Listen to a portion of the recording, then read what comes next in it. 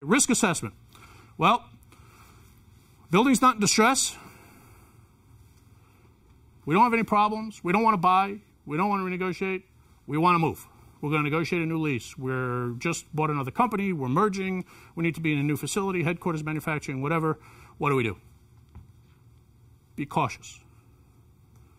Be very cautious. You need to understand your current landlord, and you need to understand future landlords. You need to know what type of landlord they are. Are they institutional? Are they private equity? Are they pension? Are they entrepreneurial? Are they offshore?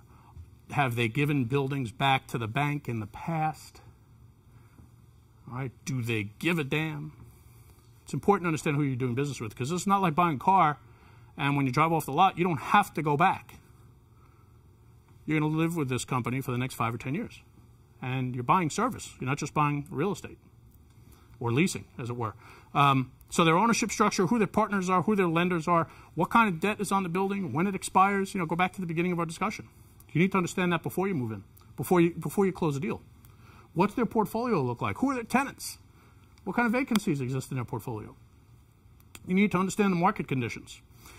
When you sign a lease, 10 years ago when you signed a lease, undoubtedly you had a landlord say to you at some point in those negotiations, we will do right by you. We will take care of you. You can count on us. I'll even commit to it in a side letter. I promise to do X, Y, and Z for you. And at some point, any kind of business negotiation comes to the human side where you look somebody in the eye and say, okay, I trust you. I know it says this, but I'm going to take your word for it. And sometimes that works and sometimes it doesn't. Sometimes you're happy and sometimes you're unhappy. Here's the problem. Given what's going on in the real estate industry now, you have to assume that the landlord who's sitting on the other side of you will not be there at some point during the term of your lease. That there may be 2 or 3 landlords who own that building during the course of your lease. One may be a lender, one may be the government, one may be a bank. Or may just be 2 or 3 commercial landlords because the buildings get sold. So you have to negotiate those terms without putting your personal trust or accepting any kind of personal commitment from the guy sitting on the other side of the table, because he may not be there. He likely will not be there. So how you negotiate those terms are essential. Self-help provisions, your ability to perform services on your own behalf that the landlord was supposed to perform but didn't or can't or won't. Any kind of option, renewal, purchase, contract, any kind of right, you want it approved by the lender. That's a tough one, but that's what you want.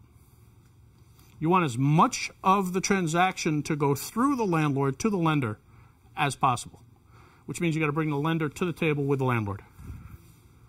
And a lot of lenders won't do it. Purchase options. We talked about it. Short-term hold might be long-term equity play. Really depends on what your perspective is.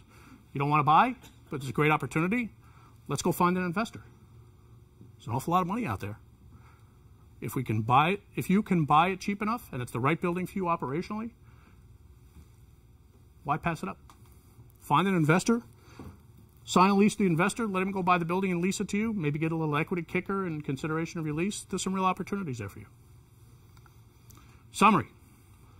You can expect commercial real estate to be challenging for the next 4 years, whether you're an investor or an occupant. It's important for you to check your company's occupancy stability. Whether you occupy one facility of 2,000 square feet or 37 facilities totaling millions of square feet around the country, you need to understand what the risks are. The gentleman speaking before me talked about risk. You need to understand what the risk of failure of all or a portion of your real estate portfolio is. And you need to get out in front of it. Delay sale leasebacks, but plan for them. Consider renegotiating, relocating, or buying. Negotiate new leases carefully and make sure you capitalize on opportunities. Joel Osteen. I love this guy. Always has a smile on his face. What you believe is a setback is really a setup for a greater comeback. It speaks to opportunity. The opportunities are there. They exist.